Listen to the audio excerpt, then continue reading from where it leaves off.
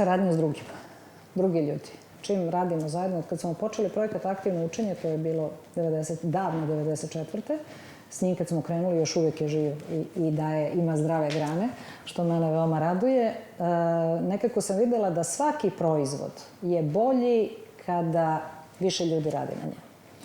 Prvo, niko nije sam seo jedno jutro isisao iz malog prsta genijalno rešenje za ni Einstein, ni Newton, ni niko od njih. Uvek su prvo sa leđa prethodnika, pa je i to komunikacija sa drugim idejama, sa drugim mislima, razrada nekih.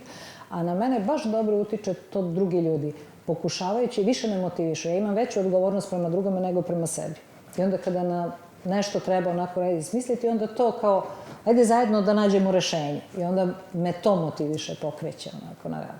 I nije čudo što i brainstorming, tako dobra tehnika. To se otvara na... Mislim, dobra je tehnika, zato što prvo ostavite one formalne uzuse kako to da se formuliše pravilno, nego kažete šta vam pada na pamet. I sve te asocijacije otkače kod nekog drugog, neku drugu liniju kopču i na kraju kad se dođe do jednog rešenja ne znate čije je baš rešenje. Ali uvek bolje, jer je sa više strana sagledan.